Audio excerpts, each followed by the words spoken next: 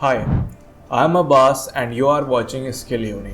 आज के इस लेक्चर के अंदर हम लोग बात करने वाले हैं मेंबर वेरिएबल्स के बारे में। अभी तक के लेक्चर्स के अंदर हम 4 चीज़ों के बारे में डिस्कशन कर चुके हैं। सबसे पहले लेक्चर के अंदर हमने ऑब्जेक्ट के बारे में समझा, अपने दूसरे लेक्चर के अंदर हमने क्लासेस के बारे में समझा, तीसरे लेक्चर के अंदर हमने क्लास को इम्प्लीमेंट करना सीखा और चौथे लेक्चर के अंदर हमने ऑब्जेक्ट्स को क्रिएट करना सीखा और काफ़ी डिटेल में बात करी कि ऑब्जेक्ट्स में डिक्लेरेशन, इंस्टेंशिएशन और इनिशियलाइजेशन क्या होता है।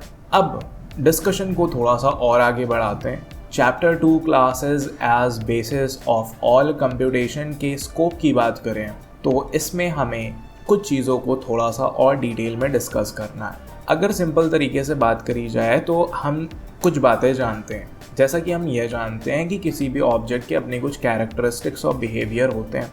अब वो ऑब्जेक्ट्स किसी क्लासेस के थ्रू बन के निकलते हैं, ठीक है। अब किसी भी क्लास को अगर हम पकड़ते हैं तो उसमें कैरेक्टरिस्टिक्स को डिफाइन करने के लिए हम मेंबर वेरिएबल्स का यूज़ करते हैं और बिहेवियर को डिफाइन करने के लिए हम मेंबर मेथड्स का यूज़ करते हैं। यही पढ़ा था अभी तक हमने और इतनी बातें तो आपको अभी तक क्लियर होनी चाहिए, ठीक है। अब स्कोप के हिसाब से हमें मेंबर वेरिएबल्स को थोड़ा सा और डिटेल में समझना है। हमने अभी तक सिर्फ इतना ही समझा कि मेंबर वेरिएबल्स हमारी हेल्प करते हैं क्लास में कैरेक्टरिस्टिक्स डिफाइन करने में, ठीक है।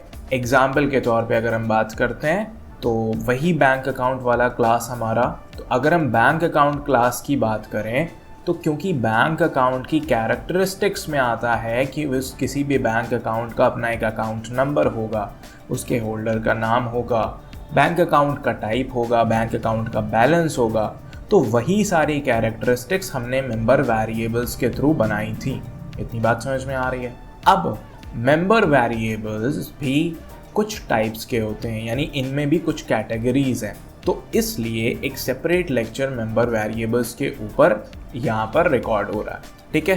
तो इस लेक्चर के अंदर हमारा गोल है ये समझना कि मेंबर वेरिएबल्स क्या होते हैं। उसके बाद हमें ये समझना है कि मेंबर वेरिएबल्स को डिक्लेयर कहाँ पे किया जाता है। उसके बाद हम मेंबर वेरिएबल्स के टाइप्स के बारे में डिस्कशन करेंगे। सो बिना किसी देरी के शुरू करते हैं आज का ये लेक्चर। तो अगर सबसे पहले बात करी जाए कि मेंबर वेरिएबल्स होते क्या हैं, ठीक है, तो अभी तक के डिस्कशन के हिसाब से हम ये जानते हैं कि मेंबर वेरिएबल्स हमारी हेल्प करते हैं क्लास की कैरेक्टरिस्टिक्स डिफाइन करने में।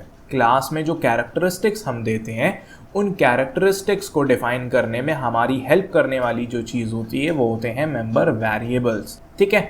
मेंबर वेरिएबल्स का जो दूसरा नाम है वो होता है डेटा मेंबर्स, ओके।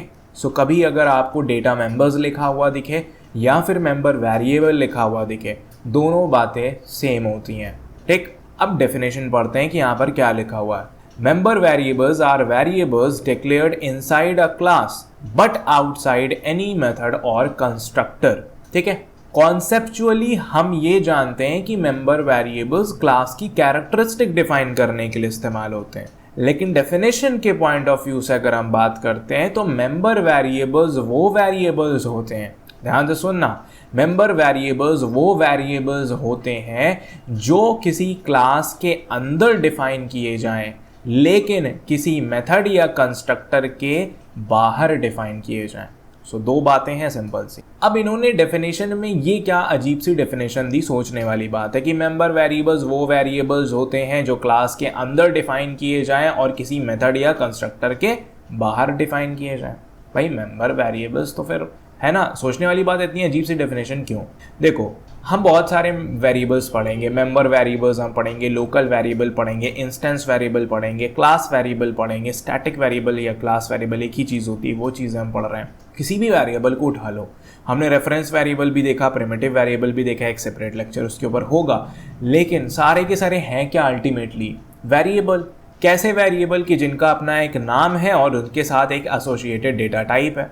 अब फर्क नहीं पड़ता वो डेटा टाइप प्रिमिटिव है या फिर रेफरेंस डेटा टाइप है, यानी कि वो इंटीजर नम टाइप का, इंटीजर टाइप का कोई वेरिएबल है या फिर किसी क्लास के टाइप का कोई वेरिएबल है जो कि हम ऑब्जेक्ट बनाने के लिए बनाते हैं, ठीक है, इससे हमें फर्क नहीं पड़ता। तो अल्टीमेटली आप सेम स्टाइल में कई वेरिएबल्स अलग अलग जगह पर देखोगे, है ना, लेकिन किसका क्या स्कोप है, किसको कौन यूज कर सकता है, कहाँ पर होते हैं, कहाँ पर डिफाइन किए जाते हैं कोड में, उसके बेसिस पे ही इनकी सही डेफिनेशन बन सकती थी। ठीक है, तो इसलिए मेंबर वेरिएबल्स की जो डेफिनेशन निकली वो ये कि मेंबर वेरिएबल्स आर वेरिएबल्स। भाई एज सिंपल, जैसे बाकी वेरिएबल्स होते हैं वैसे ही वेरिएबल्स मेंबर वेरिएबल्स भी होते हैं, है ना। लेकिन कहां पे देखने को मिलेंगे, इनसाइड अ क्लास, किसी क्लास के अंदर, बट आउटसाइड एनी मेथड और कंस्ट्रक्टर, लेकिन किसी मेथड या कंस्ट्रक्टर के बाहर।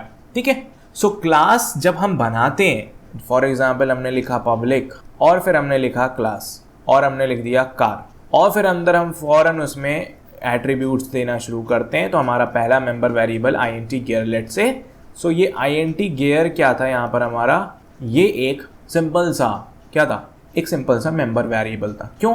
क्योंकि ये क्लास के तो अंदर है लेकिन किसी मेथड के बाहर था। क्लियर हो रही है बात? परफेक्ट बात है, एकदम समझ में आ रही है। देखो कुछ नहीं है, पर्पस हमें मालूम है कि मेंबर वेरिएबल्स का पर्पस है जो भी कैरेक्टरिस्टिक या फिर जो भी एट्रीब्यूट्स होते हैं हमारे किसी भी क्लास के, उनको डिफाइन करने में वी यूज मेंबर वेरिएबल्स। सारे वेरिएबल्स को डिक्लेयर करने का स्टाइल ऑलमोस्ट सिमिलर, बट ये मेंबर वेरिएबल्स हमें कैसे पता चलेगा, ये देख के कि वो किसी क्लास के अंदर और किसी मेथड या कंस्ट्रक्टर के बाहर डिफाइन हुए हैं या फिर नहीं हुए। ठीक है, सिंपल सी बात ये। क्लियर है? तो ये दो बातें दिमाग में रखना कि member variables inside a class यानी क्लास के अंदर होते हैं, लेकिन अब क्लास के अंदर जाओगे तो क्लास के अंदर में तो मेथड्स भी आते हैं, तो उस हिसाब से मेथड के अंदर भी जो वेरिएबल्स डिक्लेयर हुए हैं वो भी क्लास के अंदर ही आते हैं, लेकिन वो मेंबर वेरिएबल्स नहीं होते। तो इसलिए इन्होंने अलग से मेंशन किया, बट लेकिन आउटसाइड एनी मेथड और कंस्ट्रक्टर, किसी मेथड और कंस्ट्रक्टर के बाहर वालों को देखो। क्लास के अंदर तो हो लेकिन मेथड और कंस्ट्रक्टर के बाहर होना चाहिए। समझ में आ गई बात? तो अब सवाल ये आता है कि अगर मेथड और कंस्ट्रक्टर के बाहर होना चाहिए तो मेथड और कंस्ट्रक्टर के अंदर जो वेरिएबल्स डिक्लेयर किए गए हैं वो तो मेंबर वेरिएबल नहीं है, तो फिर वो क्या है? तो जो मेंबर वेरिएबल्स नहीं है यानी मेथड और कंस्ट्रक्टर के अंदर जो वेरिएबल्स बनाए जाते हैं वो वेरिएबल्स क्या होते हैं? वो वेरिएबल्स हमारे लोकल वेरिएबल होते हैं। उन्हें हम क्या कहते हैं? लोकल वेरिएबल कहते हैं। बात समझ में आ रही है? ठीक है, क्लियर है एकदम, बात परफेक्ट है। इसके बाद क्या करते हैं? दे स्टोर द डेटा और attributes that define the state of an object. वही बात मैं इतनी देर से कह रहा हूं कि भाई किसी भी क्लास की जो कैरेक्टरिस्टिक या एट्रीब्यूट्स होते हैं, क्योंकि क्लासेस से ही ऑब्जेक्ट बनते हैं, तो ऑब्जेक्ट की जो स्टेट है, ऑब्जेक्ट की स्टेट क्या है? ऑब्जेक्ट की स्टेट क्या होती है उसे थोड़ा सा समझो। भाई मान लो अगर मैं एक ऑब्जेक्ट हूँ पर्सन क्लास का या ह्यूमन क्लास का, ठीक है, या फिर बॉय क्लास का, तो अगर मैं एक ऑब्जेक्ट हूं तो मेरी स्टेट क्या होगी कि मेरी कैरेक्टरिस्टिक की जो वैल्यूज हैं, मेरी एट्रीब्यूट्स की जो वैल्यूज हैं वो मेरी स्टेट होगी। फॉर एग्जाम्पल अगर मैं एक बॉय या ह्यूमन क्लास का एक ऑब्जेक्ट हूं तो मेरा जो नाम होगा वो एक एट्रीब्यूट है और उसकी जो वैल्यू अब्बास है वो स्टेट डिफाइन करता है कि फिलहाल जो ये इंसान तुम देख रहे हो, ये जो ऑब्जेक्ट है, ये जो पर्सन है, इसका नाम अब्बास है, ये मेरी स्टेट है। किसी और इंसान का नाम अगर कुछ और होता है तो वो उसकी स्टेट है, वो उस ऑब्जेक्ट की स्टेट है। बात समझ में आ रही है? तो एक क्लास से बनते हैं मल्टीपल ऑब्जेक्ट्स, एक क्लास से बनते हैं मल्टीपल ऑब्जेक्ट्स, लेकिन हर ऑब्जेक्ट की अपनी एक स्टेट होती है। स्टेट कैसे डिफाइन करी जाती है? स्टेट डिफाइन करने के लिए हम एट्रीब्यूट्स का यूज करते हैं, और एट्रीब्यूट्स कैसे डिफाइन होते हैं? मेंबर वेरिएबल से होते हैं। और यही मेंबर वेरिएबल और एट्रीब्यूट्स जो डेटा अपने अंदर स्टोर करेंगे वही ऑब्जेक्ट की स्टेट को डिफाइन करेगा, वही ऑब्जेक्ट की स्टेट को डिफाइन करेगा। इस बात को मैं अभी थोड़ा सा और क्लियर करता हूं, लेकिन उससे पहले ये देखते हैं कि where to declare member variables, यानी मेंबर वेरिएबल्स को कहां पर डिक्लेयर करना होता है जब हम एक क्लास के अंदर मेंबर वेरिएबल्स को लिखते हैं। वैसे तो ये चीजें हम देख चुके हैं class war implementation of class में भी, बट हाँ अभी थोड़ा सा और देखते हैं क्योंकि डिस्कशन और चीजों का करना है। So now the question is where to declare member variables. Member variables को कहां पर डिक्लेयर करना होता है? सिंपल है, member variables are declared inside the class body. Implementation of class के लेक्चर में हमने समझा था कि किसी भी क्लास के मेनली दो पार्ट्स होते हैं। The first one is class declaration, the first one is class declaration and the second one is class body. ठीक है, सो सबसे पहली लाइन जो होती है वो क्लास डिक्लेरेशन की होती है, जहां पर हम लिखते हैं पब्लिक क्लास और हम अपनी क्लास का एक नाम देते हैं, जो भी एग्जाम्पल लेना। एंड देन जब हम ब्रेसेस ओपन एंड क्लोज करते हैं तो ये अंदर वाला पार्ट हमारा क्लास की बॉडी होती है। और इस बॉडी के भी दो पार्ट्स होते हैं, member variables and member methods. ठीक है, फिर वहां पे हमने ये भी बात करी थी कि मेंबर वेरिएबल्स दो तरह के होते हैं, instance variable and static variable, और मेंबर मेथड्स भी दो तरह के होते हैं, इंस्टेंस मेथड्स और स्टैटिक मेथड्स। इतनी बात समझ में आ रही है? लेकिन ध्यान से समझना क्या है यहाँ पे कहानी। हमें समझना है कि मेंबर वेरिएबल्स को डिक्लेयर कहाँ पे करना है। सो सिंपल सी बात है, inside the class body, class body के अंदर, क्लास बॉडी के अंदर आगे क्या लिखा है, बट लेकिन outside the body of any method, किसी भी मेथड के बाहर जो है वहां पर डिक्लेयर होना चाहिए मेंबर वेरिएबल। लेकिन बाहर का मतलब ये नहीं है कि क्लास के बाहर चले जाओ, मेथड के बाहर जाओ लेकिन क्लास के अंदर रहो। अब हमने इस एग्जाम्पल में ये चीजें ढूंढना शुरू करी, ठीक है, कि ऐसे कौन से वेरिएबल्स हैं जो क्लास के तो अंदर हैं लेकिन मेथड के बाहर है। तो सबसे पहले इस कोड के स्ट्रक्चर को समझते हैं। सो कोड के अंदर हमने एक क्लास बनाई जिसका नाम हमने स्टूडेंट रखा। ठीक, उस क्लास स्टूडेंट के अंदर हमने 3 वेरिएबल डिक्लेयर किए, integer roll number, string name, double marks. 3 variable हमने डिक्लेयर किए। उसके बाद हमने अपना सबसे पहला मेथड डिफाइन किया जो कि था void display result नाम का एक मेथड, और इस मेथड की बॉडी के अंदर हमने एक और वेरिएबल डिक्लेयर किया बूलियन रिजल्ट नाम का। ठीक है, और इस रिजल्ट के अंदर हम ट्रू स्टोर करा रहे हैं अगर मार्क्स 40 या 40 से ज्यादा है, और फॉल्स स्टोर करा रहे हैं अगर मार्क्स 40 से कम है। सो ये सिंपल सा टर्नरी ऑपरेटर है जो हम एक सिंगल कंडीशनल ऑपरेटर यूज करते हैं इफ एल्स की जगह पर, एक लाइन के अंदर चीजें करने के लिए, है ना। सो रिजल्ट के अंदर ट्रू आकर के स्टोर हो जाएगा अगर मार्क्स ग्रेटर देन और इक्वल टू 40 है, अदरवाइज फॉल्स आकर के स्टोर हो जाएगा। और अगर रिजल्ट ट्रू है तो यूजर को पास्ड प्रिंट होता हुआ दिखता है, अगर रिजल्ट फॉल्स है तो यूजर को फेल्ड प्रिंट होता हुआ दिखता है। स्ट्रक्चर समझ में आ गया क्या हो रहा है कोड में। अब समझते हैं मेंबर वेरिएबल्स कहां पर है। सो हमने डेफिनेशन को देखा, डेफिनेशन ने कहा कि क्लास बॉडी के अंदर देखो, हमने क्लास बॉडी के अंदर देखना शुरू किया। सो क्लास बॉडी कहां पर है, यहां पर क्लास का ब्रेस ओपन होता है और यहां पर क्लास का ब्रेस बंद होता है। इसका मतलब यहां से लेकर के यहां तक की सारी चीजें क्लास बॉडी का पार्ट है, क्लास बॉडी का पार्ट है। परफेक्ट है भाई, है ना, परफेक्ट। अब क्लास बॉडी के अंदर हमने वेरिएबल्स को ढूंढना शुरू किया कि क्लास बॉडी के अंदर कितने वेरिएबल्स डिक्लेयर्ड हैं। सो इस पूरी क्लास बॉडी के अंदर 4 वेरिएबल डिक्लेयर हैं। सबसे पहला वेरिएबल int रोल नंबर, दूसरा वेरिएबल स्ट्रिंग नेम, तीसरा वेरिएबल डबल मार्क्स और चौथा वेरिएबल बूलियन रिजल्ट। ये पूरा का पूरा क्लास बॉडी के अंदर ही तो आ रहा है। भैया क्या हुआ, इससे फर्क नहीं पड़ता कि बूलियन रिजल्ट मेथड के अंदर है तो क्लास के अंदर है या नहीं, क्योंकि मेथड क्लास के अंदर है और ये बूलियन रिजल्ट मेथड के अंदर है, तो अल्टीमेटली रिजल्ट क्लास के अंदर भी हुआ। बात समझ में आ रही है कि नहीं आ रही है? अब समझो आगे। तो 4 वेरिएबल्स हमें दिखे, लेकिन इन 4 वेरिएबल में मेंबर वेरिएबल्स कौन से हैं और लोकल वेरिएबल्स कौन से हैं, ये कैसे पता चलेगा? तो इन्होंने उसके लिए हमें दूसरी बात बताई थी कि मेंबर वेरिएबल्स क्लास की बॉडी के अंदर तो होते हैं, बट लेकिन outside the body of any method, किसी भी मेथड की बॉडी के बाहर होने चाहिए। तो अब हमने कहा ओके, अगर इस बात को ध्यान में रखा जाए तो शुरुआत के ये 3 वेरिएबल्स ही मेंबर वेरिएबल्स हैं और ये जो चौथा वाला है ये मेंबर वेरिएबल नहीं है, ये लोकल वेरिएबल है। बात समझ में आ गई? सो अगर हमारे पास कुछ ऐसे वेरिएबल्स होते हैं जो कि क्लास बॉडी के अंदर हो लेकिन मेथड की बॉडी से बाहर हो, जैसा कि हम इन तीनों को देख पा रहे हैं, int roll number, string name और डबल मार्क्स, सो ये हमारे मेंबर वेरिएबल्स हैं। क्यों? क्योंकि ये क्लास बॉडी के तो अंदर हैं लेकिन मेथड से बाहर भी पाए जाते हैं। तो दोनों वाली चीजें सही हो रही हैं, दोनों शर्तें सही होनी चाहिए, क्लास के अंदर, मेथड से बाहर। सो यही तीन ऐसे वेरिएबल थे जो क्लास के अंदर थे और मेथड से बाहर थे, तो यही हमारे मेंबर वेरिएबल्स होते हैं।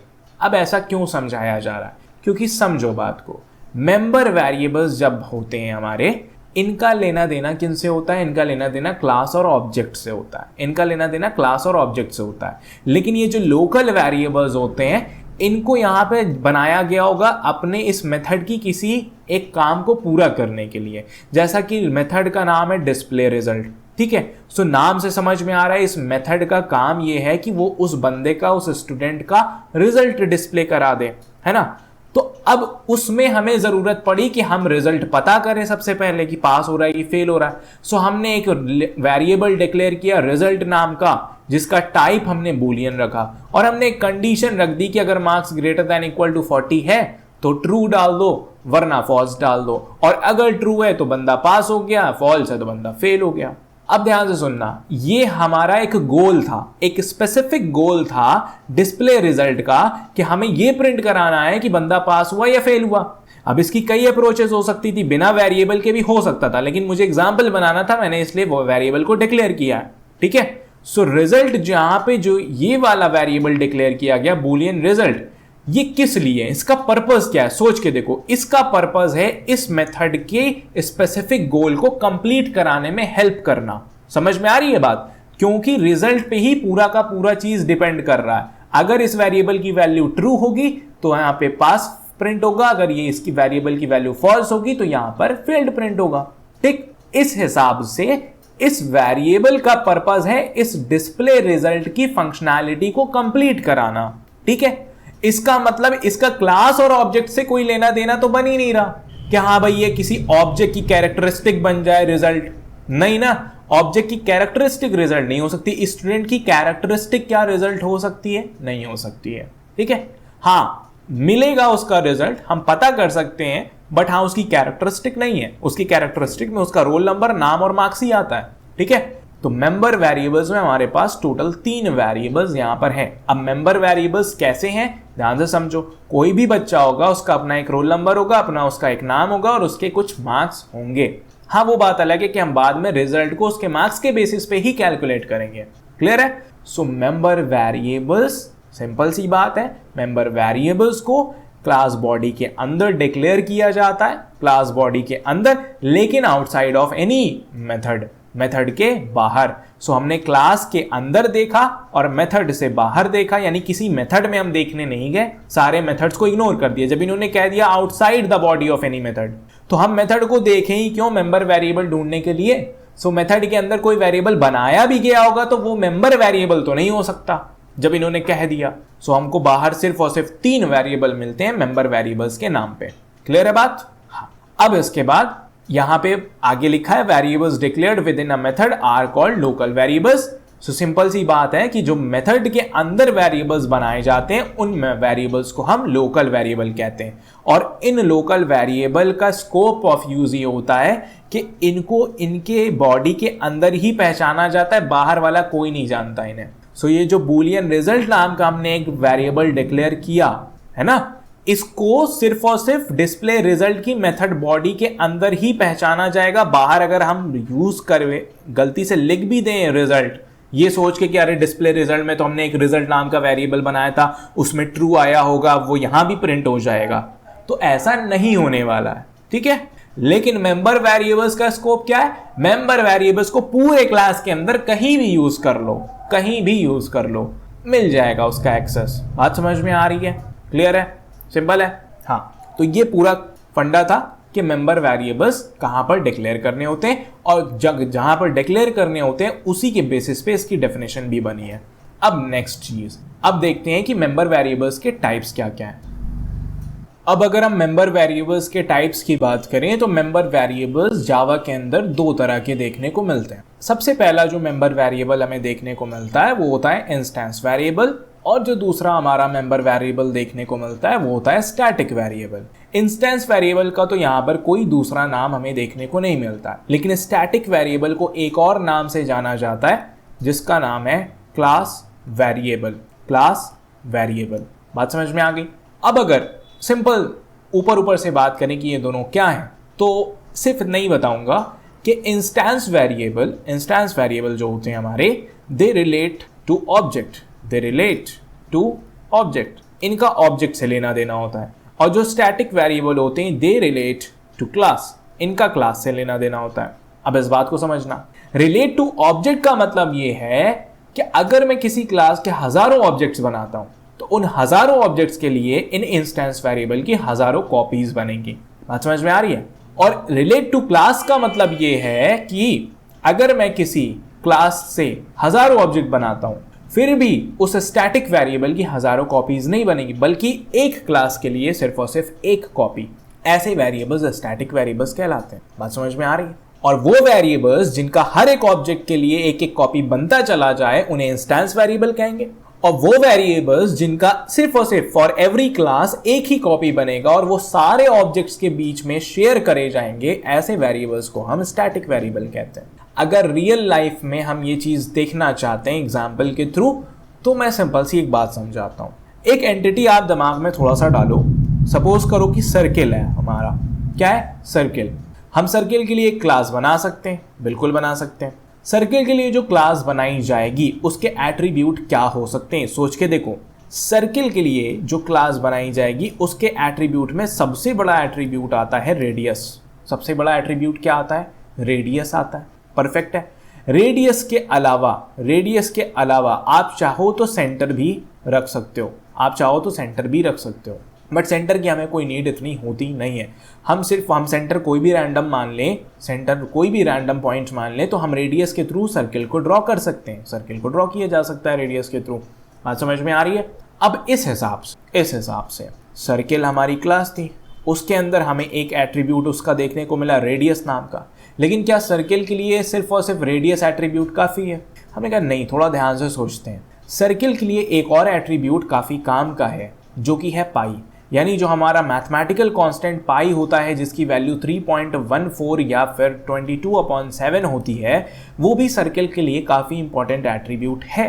तो कहीं ना कहीं हमें उसको भी अपने क्लास में रखना चाहिए। सो जब भी हम सर्किल क्लास डिफाइन करेंगे, हम पाई को भी रखेंगे, जिसकी वैल्यू हम पहले से 3.14 सेट कर देंगे, और क्योंकि वो कांस्टेंट है तो हम फाइनल करके कर देंगे कि वो चेंज ना करने पाए कोई। ठीक है। और साथ ही साथ हम रेडियस नाम का भी एक एट्रीब्यूट रखेंगे। अब मेरा सवाल सुनो, क्लास की डेफिनेशन एकदम क्लियर हो गई, सर्किल कैसे डिजाइन हुआ है। अब सवाल सुनना, क्या सर्किल क्लास के 5 ऑब्जेक्ट्स मैंने बनाए, C1, C2, C3, C4, C5। Perfect. 5 object circle class के बने। क्या इन 5 ऑब्जेक्ट्स का रेडियस डिफरेंट हो सकता है? हाँ, हो सकता है। हो सकता है कि नहीं हो सकता? भाई, पहले सर्किल का रेडियस हो सकता है कुछ और दूसरे का कुछ और तीसरे का कुछ और चौथे का कुछ और पांचवे का कुछ और। हाँ, मानते हैं कि इन 5 के सेम होने की चांसेस हैं, लेकिन उतने ही चांसेस इन सबके डिफरेंट होने के भी हैं। क्लियर है? अब सोच के देखो, रेडियस जो हमने बनाया, एक वेरिएबल, अपना मेंबर वेरिएबल सोचा सर्किल के लिए, क्या ये इंस्टेंस वेरिएबल है? रेडियस हमारा इंस्टेंस वेरिएबल है या फिर स्टैटिक वेरिएबल है? सोच के देखो। अब कैसे सोचोगे? इंस्टेंस वेरिएबल वो हैं जो हर ऑब्जेक्ट के लिए चाहिए ही चाहिए, और उनकी सेपरेट कॉपीज बनानी ही पड़ेंगी, क्योंकि हर ऑब्जेक्ट की उस पर्टिकुलर वेरिएबल की वैल्यूज डिफरेंट हो सकती हैं। तो हमने कहा कि अगर हम सर्किल के रेडियस की बात कर रहे हैं तो हर सर्किल का अपना कुछ रेडियस होता है और हर सर्किल का डिफरेंट रेडियस हो सकता है, अलग अलग। तो इसका मतलब जो हमारा रेडियस है वो एक इंस्टेंस वेरिएबल है। हर इंस्टेंस के साथ r की वैल्यू कुछ भी हो सकती है। हर इंस्टेंस का अपना एक रेडियस होगा, हर इंस्टेंस का अपना एक कुछ भी रेडियस हो सकता है। वैल्यूज किसी की कुछ भी हो सकती हैं। बात समझ में आ रही है? तो हमने कहा ठीक है, हम पहला सर्किल बनाएंगे उसके साथ भी r जाएगा, हम दूसरा सर्किल बनाएंगे उसके साथ भी r जाएगा, तीसरा सर्किल बनाएंगे उसके साथ भी r जाएगा, चौथा सर्किल बनाएंगे उसके साथ भी, पांचवा सर्किल बनाएंगे उसके साथ भी r जाएगा। ठीक। अच्छा, हमने दूसरा एक और एट्रीब्यूट देखा पाई नाम का, जिसकी वैल्यू 3.14 सेट कर दी हमने पहले से, और उस पर फाइनल लगा दिया कि कोई चेंज ना करने पाए। अब सोच के देखो, क्या इस पाई की जरूरत हर सर्किल को है या नहीं? तो आप कहोगे हाँ है। तो लेकिन क्या इस पाई का हर एक ऑब्जेक्ट के साथ होना जरूरी है? यानी हर एक ऑब्जेक्ट के साथ इसकी कॉपीज बनाना जरूरी है या नहीं? सोचो कि भैया मैंने C1 बनाया उसके साथ भी पाई जा रहा है, C2 बनाया उसके साथ भी पाई जा रहा है, C3 बनाया उसके साथ भी पाई की कॉपी बन रही है, C4 के साथ भी पाई की कॉपी बन रही है, C5 के साथ भी पाई की कॉपी बन रही है। तो आप कहोगे थोड़ा सा यहाँ पे बेवकूफ़ी भरा काम हो रहा है। भाई है तो पाई एक मैथमेटिकल कांस्टेंट 3.14, वैल्यू तो कभी चेंज नहीं होनी इसकी, है ना। और एक ऐसा वैल्यू, एक ऐसा एट्रीब्यूट जिसकी वैल्यू कभी चेंज नहीं होनी है, उनकी मल्टीपल कॉपीज क्यों बनाना? क्योंकि सर्किल क्लास है और सर्किल से स्टैटिक वेरिएबल रिलेट कर सकते हैं, तो पाई तो एक स्टैटिक वेरिएबल हुआ। इंस्टेंस का क्या मतलब बनता है? इंस्टेंस में तो डालने का तब मतलब बनता कि अगर हर सर्किल के लिए पाई की वैल्यू चेंज हो सकती थी। कुछ बात समझ में आ रही है? हर सर्किल के लिए क्या पाई की वैल्यू चेंज होगी? नहीं होगी। हर सर्किल के लिए पाई की वैल्यू सेम होगी। इन दैट केस इनको इंस्टेंस वेरिएबल बनाना सबसे बड़ी बेवकूफ़ी होगी, क्योंकि ऐसे में हम अपनी मेमोरी को फालतू में वेस्ट करेंगे। कि हजारों ऑब्जेक्ट सर्किल के बने तो उन हजारों सर्किल के ऑब्जेक्ट के लिए रेडियस की तो कॉपीज बनी रही हैं, साथ साथ पाई की भी कॉपीज बनी जा रही हैं, तो बेवकूफ़ी का काम है। इससे बढ़िया क्या कुछ ऐसा नहीं होता कि हम एक ही जगह पर पाई की वैल्यू को रखते और C1, C2, C3, C4, C5 जितने भी बनाने उन सब के साथ इसको शेयर किया जाता। ये ज्यादा बेटर अप्रोच होती। तो इस वजह से जावा के अंदर मेंबर वेरिएबल्स की दो कैटेगरीज बनी। एक कैटेगरी थी इंस्टेंस वेरिएबल की और जो दूसरी कैटेगरी थी वो है स्टैटिक वेरिएबल की। बात समझ में आ गई कि नहीं आ गई? अब इनको थोड़ा सा डिटेल में डेफिनेशन वाइज देख लेते हैं और कुछ एग्जांपल्स और प्रॉपर्टीज देख लेते हैं इन लोगों की, ताकि हम अपनी कोड की कैपेबिलिटी को और बढ़ा सकें, यानी अपने कोड करने की कैपेबिलिटी को और अच्छा कर सकें। ठीक है, अब हम लोग बात करते हैं इंस्टेंस वेरिएबल की, अपने सबसे पहले मेंबर वेरिएबल के टाइप की। तो इंस्टेंस वेरिएबल की अगर हम डेफिनेशन पढ़ते हैं तो इसकी डेफिनेशन बोलती है कि a member variable that is created for every object of the class. किसी भी क्लास का वो मेंबर वेरिएबल कि जिसके लिए हर ऑब्जेक्ट के लिए उसकी एक सेपरेट कॉपी बनाई जाए। हर ऑब्जेक्ट के लिए, यानी उस क्लास के जितने भी ऑब्जेक्ट्स बने, हर ऑब्जेक्ट के लिए अगर कोई मेंबर वेरिएबल बार बार क्रिएट किया जाता है तो ऐसा वेरिएबल इंस्टेंस वेरिएबल होता है। जैसे एग्जाम्पल अभी हमने देखा कि अगर हम एक सर्किल क्लास बनाते हैं तो हर सर्किल के लिए उसके रेडियस की अलग अलग कॉपीज बनना जरूरी है। ठीक, So instance variables are related to specific objects. Instance variables का लेना देना specific object से होता है। अगर समझना है आसानी से तो हर specific object को पकड़ो तो उसके साथ लेना देना होता है इंस्टेंस वेरिएबल का। इस बात का क्या मतलब है? बात बड़ी सिंपल सी है कि भाई अगर हम बैंक अकाउंट क्लास वाले एग्जाम्पल की बात करें तो मान लो दो बैंक अकाउंट्स हैं, पहला बैंक अकाउंट, दूसरा bank account. First bank account का अपना कुछ एक अकाउंट नंबर होगा, अपना कुछ एक अकाउंट होल्डर का नाम होगा, अकाउंट का टाइप होगा और बैलेंस होगा। ठीक उसी तरीके से सेकंड बैंक अकाउंट का भी यही चारों वैल्यूज होंगी। अब यहां पर यह लिखना कि इंस्टेंस वेरिएबल का लेना देना स्पेसिफिक ऑब्जेक्ट से होता है, तो अगर मैं किसी पर्टिकुलर स्पेसिफिक बैंक अकाउंट को पकड़ूं और उसके अकाउंट नंबर को पकड़ूं तो उसके अकाउंट नंबर का लेना देना उसी के बैंक अकाउंट से या किसी दूसरे के बैंक अकाउंट से भी है, तो आप सीधा बोलोगे भाई आपके बैंक का अकाउंट नंबर का लेना देना तो आपके ही बैंक अकाउंट से, उसका लेना देना किसी दूसरे के बैंक अकाउंट से क्या है? वो आपकी स्पेसिफिक कैरेक्टरिस्टिक है, उसमें जो वैल्यू है, यानी अकाउंट नंबर तो सारे बैंक अकाउंट्स के पास है, लेकिन उसमें जो वैल्यू है आपका बैंक अकाउंट नंबर कुछ और होगा, दूसरे का कुछ और होगा। इसका मतलब यह है कि अगर दो separate copies bank account number की ना बनाई जाती तो पहले ऑब्जेक्ट का एक अलग डिफरेंट बैंक अकाउंट नंबर और दूसरे ऑब्जेक्ट का different bank account number store करा पाना पॉसिबल ही नहीं होता। समझ में आ रही बात? तो इसलिए इंस्टेंस वेरिएबल की हर ऑब्जेक्ट के लिए सेपरेट कॉपीज तो बनती ही बनती हैं। क्लियर है? सिंपल सी बात है। A member variable that is created for every object of the class. Class के हर एक ऑब्जेक्ट के लिए जिस मेंबर वेरिएबल को बार बार क्रिएट किया जाए वो इंस्टेंस वेरिएबल है, और इंस्टेंस वेरिएबल का लेना देना स्पेसिफिक ऑब्जेक्ट से होता है। क्लियर है? अच्छा, नोट पढ़ते हैं। नोट क्या लिखा हुआ है कि each object of the class gets its own separate copy of instance variables. किसी भी क्लास के जो भी ऑब्जेक्ट्स बनाए जाएंगे उन सब में से हर एक ऑब्जेक्ट के पास अपनी एक सेपरेट कॉपी होगी इंस्टेंस वेरिएबल की। वही बात मैं इतनी देर से कह रहा हूं कि अगर एक पर्टिकुलर बैंक अकाउंट बनाया जाएगा, पहला बैंक अकाउंट का ऑब्जेक्ट, दूसरा बैंक अकाउंट का ऑब्जेक्ट, तीसरा बैंक अकाउंट का ऑब्जेक्ट, इन तीनों बैंक अकाउंट ऑब्जेक्ट्स के पास अपनी सेपरेट कॉपी होगी। Account number, holder name, holder account type और बैलेंस की सेपरेट कॉपीज तीनों बैंक अकाउंट के पास होंगी ही होंगी। क्लियर है? और यहीं पे हमारा खेल आता है इंस्टेंस वेरिएबल का। तो आप देख रहे हो चीजें कितनी रियल लाइफ से रिलेट कर रही हैं यहाँ पर प्रोग्रामिंग के अंदर, क्योंकि programming solves real world problems. ठीक है, अब सिंटैक्स की बात कर लेते हैं कि इंस्टेंस वेरिएबल को किस तरीके से बनाया जाता है प्रोग्राम के अंदर। सो सिंपल है, आप प्रोग्राम लिखोगे, क्लास, सबसे पहले क्लास बनाओगे, क्लास नेम लिख के, जो भी आपके क्लास का नाम होता है, देन आपके ब्रैकेट्स ओपन होते हैं, यानी पैरेंथेसिस कर्ली ब्रेसेस ओपन होते हैं एंड क्लोज होते हैं। तो ये आपकी बन गई क्लास की बॉडी। और अभी आपने पढ़ा कि मेंबर वेरिएबल्स को क्लास की बॉडी के अंदर लेकिन मेथड से बाहर बनाना होता है। ठीक है, सो फिलहाल तो यहाँ पे कोई मेथड है ही नहीं, सिर्फ और सिर्फ वेरिएबल है, तो ये मेंबर वेरिएबल हुए। अच्छा, मेंबर वेरिएबल में इंस्टेंस वेरिएबल को डिक्लेयर करने का स्टाइल कुछ ऐसे होता है कि आपको सबसे पहले उसका डेटा टाइप लिखना होता है और वेरिएबल का नाम लिखना होता है। इंप्लीमेंटेशन ऑफ क्लास वाले लेक्चर के अंदर मैंने दो चीजें और शुरुआत में बताई थी कि यहाँ पर एक्सेस मॉडिफायर भी लगाना होता है। सो अब वो चीजें बार बार डिस्कस करने का कोई मतलब है नहीं, वो आपको समझ में आ गया कि भाई पब्लिक एक्सेस स्पेसिफायर जो होता है हमारा, यानी पब्लिक, प्राइवेट, डिफॉल्ट, प्रोटेक्टेड, इन चारों में से हम जो यूज़ करना चाहें वो यहाँ पे यूज़ कर सकते हैं। और साथ में एक मॉडिफायर हम यूज़ कर सकते हैं अगर हमारी मर्जी है तो।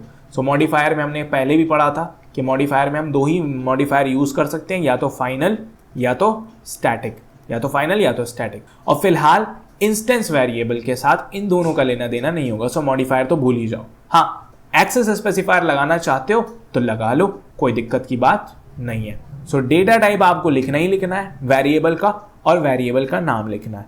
इस तरीके से आप एक इंस्टेंस वेरिएबल को डिक्लेयर करते हो। सिंपल सी बात है। ठीक है, तो अब इतना समझ में आ गया। अब थोड़ा सा इंस्टेंस वेरिएबल की वर्किंग को भी समझ लेते हैं। तो अब अगर हम इंस्टेंस वेरिएबल की वर्किंग की बात करें कि इंस्टेंस वेरिएबल काम किस तरीके से करते हैं, तो सिंपल सी बात है, अब थोड़ा समझना है इसको। सो जब भी हम एक ऑब्जेक्ट बनाते हैं न्यू ऑपरेटर का यूज करके, सो ऑब्जेक्ट क्रिएशन के बारे में हम पहले ही देख चुके हैं पिछले लेक्चर के अंदर। तो जब भी हम एक ऑब्जेक्ट बनाते हैं न्यू ऑपरेटर का यूज करके, memory is allocated for all instance variables belonging to that specific object. होता कुछ नहीं है, बिहाइंड द सीन जब एक ऑब्जेक्ट बनता है तो ऑब्जेक्ट के लिए मेमोरी एलोकेट नहीं होती, बल्कि ऑब्जेक्ट के जो मेंबर वेरिएबल्स होते हैं, यानी हमारे इंस्टेंस वेरिएबल्स होते हैं, उनके लिए मेमोरी एलोकेट होती है। बात समझ में आ रही है? और उन सब का जो कंबाइंड स्टोरेज होता है, कंबाइंड मेमोरी साइज होता है, वही ऑब्जेक्ट का कंबाइंड मेमोरी साइज हो जाएगा। बात समझ में आ रही कि नहीं आ रही? ठीक है, तो जब भी हम एक ऑब्जेक्ट बनाएंगे न्यू ऑपरेटर का यूज करके, या सिंपली ये कहें, इनकी सारी बात को भूल जाए तो हम सिंपली ये कहें, जब भी हम एक ऑब्जेक्ट बनाएंगे तो इंस्टेंस वेरिएबल के लिए मेमोरी एलोकेट करी जाती है जो उस पर्टिकुलर ऑब्जेक्ट से बिलोंग करते हैं। और कुछ इस तरीके से वर्किंग होती है इंस्टेंस वेरिएबल्स की। ठीक है, एग्जाम्पल से समझते हैं इस चीज को। हमारे पास एक क्लास है, क्लास का नाम है सर्किल। सर्किल के अंदर हमने एक सिंपल सा मेंबर वेरिएबल बना करके रखा है डबल रेडियस टाइप, रेडियस नाम का। ठीक है, अच्छा, ये मेंबर वेरिएबल तो है, हमें भी पता है, लेकिन ये मेंबर वेरिएबल में इंस्टेंस वेरिएबल है या नहीं, ये बताओ। इंस्टेंस वेरिएबल है।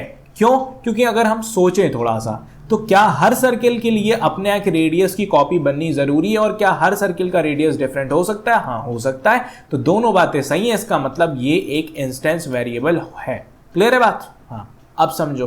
फिर एक हमने छोटा सा मेथड बनाया है सेट रेडियस नाम का, इसे एक सेटर मेथड कहते हैं। एनकैप्सुलेशन चैप्टर के अंदर इसके बारे में डिस्कशन होगी। सो हमने सेट रेडियस नाम का एक मेथड बनाया, ठीक है, जिसका रिटर्न टाइप वॉइड है, यानी कुछ रिटर्न नहीं करेगा, सिर्फ सेट कर देगा। किसी पर्टिकुलर इंस्टेंस वेरिएबल की वैल्यू को सेट करने के लिए हमने एक मेथड बनाया सेट रेडियस, कि बस ये रेडियस की वैल्यू को सेट करेगा।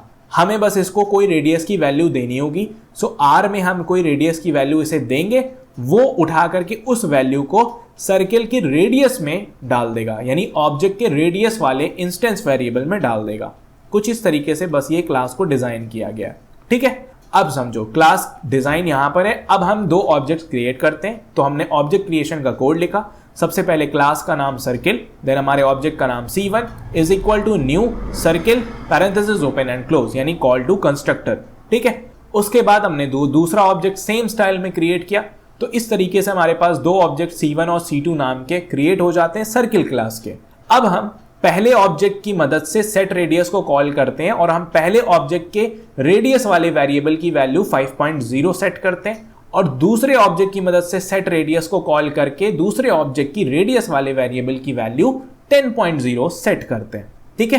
तो अब मेमोरी में क्या चल रहा होगा, थोड़ा सा डायग्राम से समझना होगा। कुछ नहीं, जब सबसे पहले ये सर्किल C1 वाला कोड चलेगा तो इस तरीके से यहां पे ये C1 वाला हमारा ऑब्जेक्ट क्रिएट हो जाएगा, जिसमें कुछ नहीं होगा बल्कि सिर्फ और सिर्फ रेडियस वाले वेरिएबल के लिए मेमोरी स्पेस अलोकेट किया जाएगा।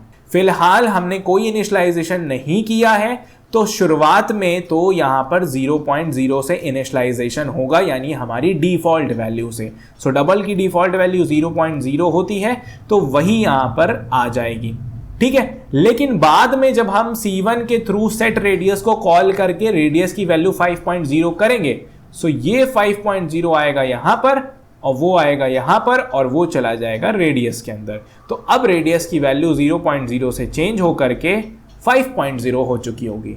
और सिमिलर तरीके से C2 वाले ऑब्जेक्ट के रेडियस की वैल्यू भी 0.0 शुरू में होगी और बाद में 10.0 हो जाएगी। बात समझ में आई?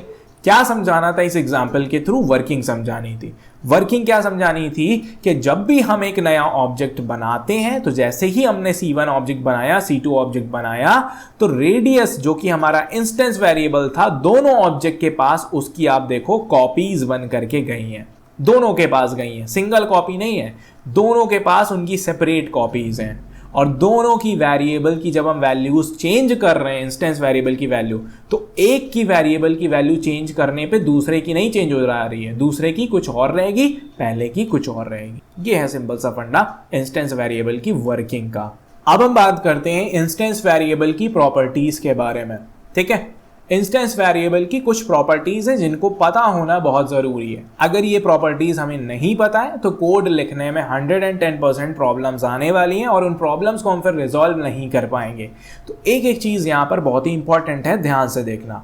सबसे पहली प्रॉपर्टी इंस्टेंस वेरिएबल की ये होती है कि each object maintain its own copy of instance variable.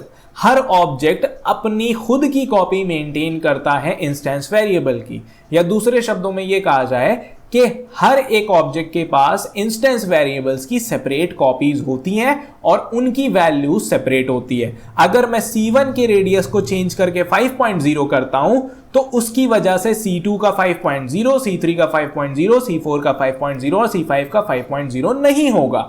बात समझ में आ रही है कि नहीं आ रही है? हाँ, एक चीज और यहां पे समझने वाली है कि जब मैंने C1 ऑब्जेक्ट को क्रिएट किया, तो C1 एक अलग मेमोरी एड्रेस पे क्रिएट होता है, C2 वाला एक अलग मेमोरी एड्रेस पे क्रिएट होता है, C3 को एक अलग मेमोरी एड्रेस दिया जाता है, C4 को एक अलग जगह पर मेमोरी में स्टोर किया जाता है, C5 को भी मेमोरी में एक अलग जगह पर स्टोर किया जाता है। आप चाहो तो इनके एड्रेस को ध्यान से देख लो, इन सब के एड्रेस डिफरेंट हैं। इन सब के मेमोरी एड्रेस डिफरेंट होने का मतलब कि C1 जो है, ऑब्जेक्ट C1 जो कि सर्किल क्लास का है, वो मेमोरी के किसी एक कोने में होगा, C2 किसी एक कोने में होगा, C3 किसी एक कोने में होगा, C4 किसी एक कोने में होगा, C5 किसी एक कोने में होगा। सबके सब सेम जगह पर नहीं है। बात समझ में आ गई? और हर एक ऑब्जेक्ट के पास उनके इंस्टेंस वेरिएबल रेडियस की भी एक सेपरेट कॉपी है। सो जब हम C1 के पास जाएंगे तो हम अंदर झांकेंगे तो हमें देखने को मिलेगा कि रेडियस उसके पास भी है। C2 के पास जाएंगे, अंदर देखेंगे तो उसके पास भी रेडियस होगा। C3 के पास जाएंगे, अंदर देखेंगे, उसके पास भी रेडियस होगा। C4 के पास भी रेडियस होगा। इसी तरह से C5 के पास भी रेडियस होगा। सो अगर मुझे C3 के रेडियस की वैल्यू चेंज करनी है तो मुझे लिखना होगा कोड में कि C3 dot radius is equal to 20.0। तो अब वो 17.0 से चेंज होकर के 20.0 हो जाएगा, लेकिन इन चारों की वैल्यूज एज इट इज रहेंगी, चेंज नहीं होंगी। बात समझ में आ गई कि नहीं आ गई? तो यही बात थी कि each object maintain its own copy of instance variable. हर ऑब्जेक्ट अपनी खुद की कॉपी मेंटेन करता है इंस्टेंस वेरिएबल की। सेकेंड प्रॉपर्टी कहती है कि they are accessed using the object name and dot operator. भाई सीधी बात है, शुरुआत से मैं क्या कह रहा हूं, instance variable are related to object. इनका लेना देना ऑब्जेक्ट से ही है। हर ऑब्जेक्ट के पास अपने इंस्टेंस वेरिएबल्स की कॉपीज होंगी। तो अगर मुझे किसी के इंस्टेंस वेरिएबल को इस्तेमाल करना, यानी किसी भी इंस्टेंस वेरिएबल की वैल्यू चेंज करनी है, तो सबसे पहले मुझे यह बताना होगा कि किस ऑब्जेक्ट के इंस्टेंस वेरिएबल की वैल्यू चेंज करनी है। अब इस बात को समझना कि भाई मेरे पास 5 सर्किल क्लास के ये ऑब्जेक्ट्स बने रखे हुए थे। अब मैं कह रहा हूं रेडियस की वैल्यू को चेंज करके 20.0 कर दो। मैंने कोड में क्या लिख दिया कि रेडियस है और इसकी वैल्यू को चेंज करके 20.0 कर दो। अब कंपाइलर भी परेशान, किसके रेडियस की वैल्यू चेंज कर दें? अब वो तो ऐसे कहेगा ना किसके रेडियस की वैल्यू चेंज कर दी जाए? सोचने वाली बात, किसके? तो वो किसके बताने के लिए हमें पहले ऑब्जेक्ट बताना होगा, क्योंकि रेडियस नाम का जो इंस्टेंस वेरिएबल है वो तो सारे ऑब्जेक्ट्स के पास है। अब किस ऑब्जेक्ट के रेडियस की वैल्यू चेंज करनी ये तो बताओ, तब हम कहेंगे c1 डॉट रेडियस या c4 डॉट रेडियस, मतलब c1 वाले ऑब्जेक्ट के रेडियस की वैल्यू 20.0 कर दो या फिर c4 वाले की 20.0 कर दो। बात समझ में आ रही? अब यहां पे समझते हैं। बताओ c1 डॉट रेडियस लिखा हुआ है तो इसकी वैल्यू क्या आनी चाहिए? तो हमने देखा c1 किधर है, c1 ये रहा हमारा, c1 के रेडियस की वैल्यू 5.0। सो इस हिसाब से c1 डॉट रेडियस की वैल्यू यहाँ पे क्या प्रिंट हो जाएगी? 5.0 प्रिंट हो जाएगी। इसी हिसाब से हम गए c4 डॉट रेडियस, हम c4 के पास गए, c4 के पास पहुंचने के बाद हमने उसके रेडियस की वैल्यू देखी, वो थी 18.0। इस हिसाब से c4 डॉट रेडियस क्या हो जाएगा? 18.0। बात समझ में आ गया कि कैसे इंस्टेंस वेरिएबल को कोड में हम एक्सेस करेंगे। इंस्टेंस वेरिएबल को अगर हम एक्सेस करना चाहते हैं तो हमें ऑब्जेक्ट का नाम सबसे पहले लिखना होगा, देन डॉट ऑपरेटर का यूज करते हुए इंस्टेंस वेरिएबल का नाम लिख देंगे तो उस पर्टिकुलर ऑब्जेक्ट के इंस्टेंस वेरिएबल की वैल्यू हमें मिल जाएगी। ठीक, c1 के रेडियस की वैल्यू 5.0 एंड c4 के रेडियस की वैल्यू 18.0 है। क्लियर है बात? नाउ थर्ड, अब थर्ड प्रॉपर्टी क्या कहती है? They can have different values for different objects. तो ये चीज तो हमने पहले ही देख ली भाई कि यहाँ पे 5 ऑब्जेक्ट बने हुए थे। पहले के ऑब्जेक्ट में इंस्टेंस वेरिएबल में कुछ और वैल्यू थी, दूसरे के instance variable same radius variable की ही हम बात कर रहे हैं, लेकिन हर ऑब्जेक्ट के सेम रेडियस वेरिएबल को अगर हम देखें तो सबकी वैल्यूज डिफरेंट हैं, अलग अलग हैं। बात समझ में आ रही है कि नहीं आ रही है? फोर्थ प्रॉपर्टी कहती है कि they are initialized to default values if not explicitly initialised.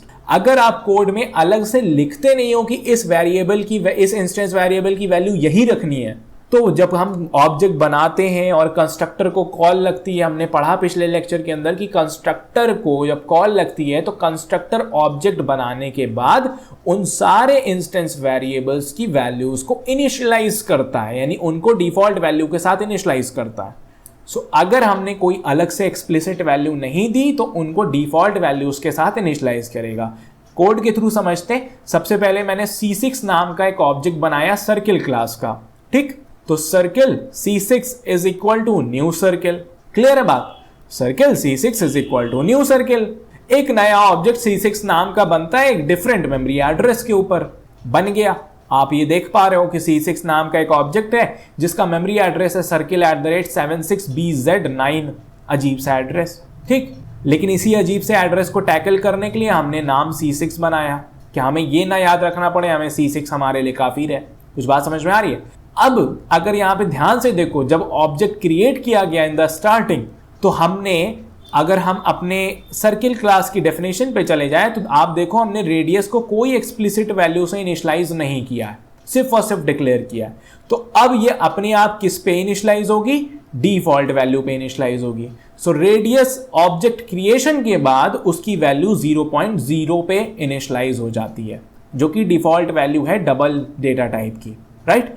उसके बाद जब हमने C6 ऑब्जेक्ट की मदद से, यानी इस ऑब्जेक्ट की मदद से हमने सेट रेडियस को कॉल किया, तो सेट रेडियस मेथड ने क्या किया? सेट रेडियस ने C6 के रेडियस वाले वेरिएबल की वैल्यू को 13.0 सेट कर दिया, और अब हम देख पा रहे हैं कि हमारे उसी मेमोरी एड्रेस के ऊपर जो C6 ऑब्जेक्ट था, अब उसके रेडियस की वैल्यू 0.0 से चेंज होकर के 13.0 हो चुकी है। तो ये थी चौथी प्रॉपर्टी कि जितने भी इंस्टेंस वेरिएबल होते हैं हमारे ऑब्जेक्ट क्रिएशन होने के बाद उनको उनकी डिफॉल्ट वैल्यू से इनिशियलाइज किया जाएगा अगर हमने कोई और वैल्यू नहीं दी है तो।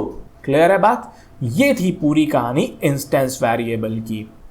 अब इसी लेक्चर में अगर मैं स्टैटिक वेरिएबल को आगे कंटिन्यू करता हूं तो वो थोड़ा सा लेंदी हो जाएगा, ऑलरेडी बहुत ज़्यादा टाइम हो चुका है। सो मैं इसी लेक्चर को यहीं पर एंड करता हूं। सेकेंड लेक्चर के अंदर हम स्टैटिक वेरिएबल का डिस्कशन करेंगे एंड ये लेक्चर यहाँ पर एंड होता है। क्विज आपको, यानी कि आपका जो असाइनमेंट है वो आपको मिल जाएगा।